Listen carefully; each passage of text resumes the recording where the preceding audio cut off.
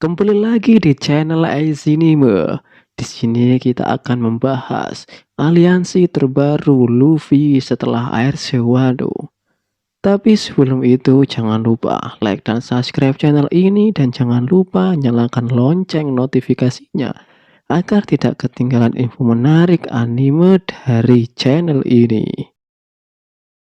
Mari kembali ke cerita. Bajak laut topi jerami saat ini adalah salah satu bajak laut terbesar dan paling dihormati di dunia One Piece. Hal ini dapat dicapai melalui prestasi luar biasa yang telah mereka alami. Dimulai dengan mengalahkan Shichibukai, menantang pemerintah dunia, melawan Tenryubito, dan banyak lagi. Dengan semua pencapaian tersebut, mereka pun menjadi incaran kelompok-kelompok yang benci terhadap Luffy. Dengan semakin populernya topi jerami, wajar saja jika semakin banyak orang yang mengenalinya. Bahkan di Sabaody ada sekelompok bajak laut yang menyebut dirinya sebagai topi jerami atau topi jerami palsu, di mana waktu itu kelompok topi jerami yang asli sedang berpisah selama 2 tahun. Namun salah satu pencapaian luar biasa dari topi jerami adalah mereka sekarang memiliki armada yang besar. Armada tersebut terdiri dari beberapa kelompok bajak laut yang telah memutuskan untuk menjadi sekutu topi jerami. Mereka semua adalah sekelompok bajak laut yang ditemui Luffy di Dressrosa. Dan setelah Luffy mengalahkan Doflamingo, mereka akhirnya memutuskan untuk tetap setia kepada Luffy dengan membentuk armada yang besar. Mihawk pernah berkata bahwa kekuatan terbesar Luffy bukanlah kemampuan fisiknya, tetapi bagaimana dia dapat mempengaruhi orang-orang di sekitarnya untuk bergabung dalam pertarungan dan bertarung bersama. Bahkan jika mereka belum pernah bertemu satu sama lain sebelumnya.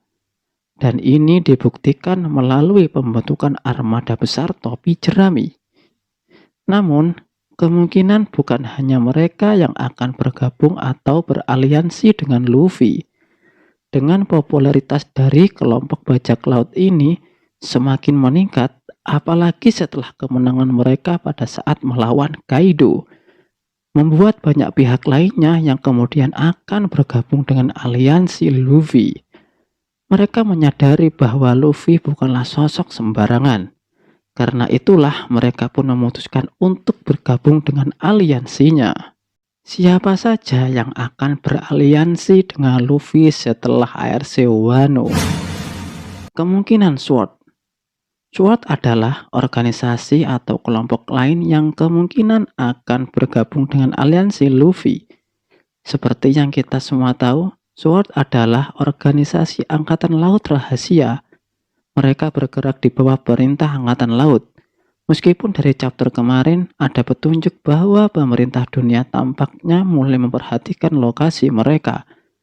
Masuk akal bagi Sword untuk bergabung dengan aliansi Luffy selanjutnya. Karena ideologi mereka pada dasarnya sejalan dengan Luffy. Di negeri Wano, ekstrak membuktikan apa yang Koby katakan bahwa Luffy adalah karakter yang baik dan dapat dipercaya. Drake bahkan mengatakan bahwa dia saat ini berhutang budi kepada Luffy. Selain Sword, ada juga organisasi lain yang bisa bergabung dengan aliansi Luffy, yaitu kelompok revolusi. Kelompok revolusi adalah musuh besar pemerintah dunia di benua itu.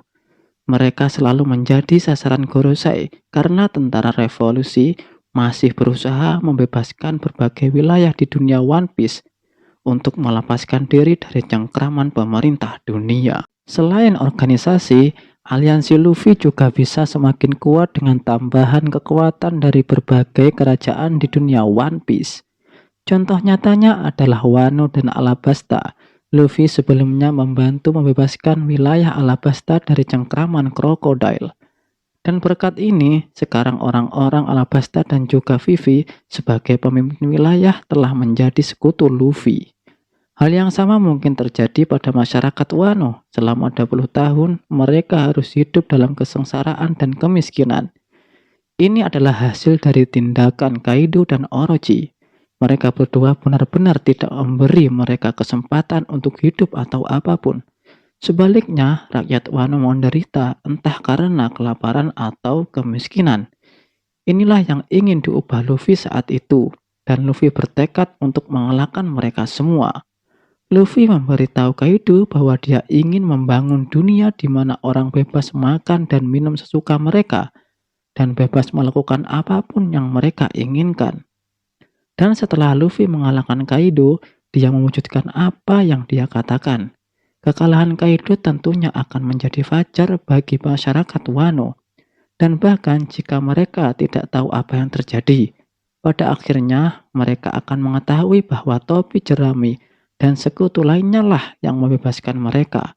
Karakter penting dari wilayah Wano, Kozuki Momonosuke, dan juga 9 Sarung Merah merasa berhutang budi kepada topi jerami karena membantu mereka merasa bebas lagi.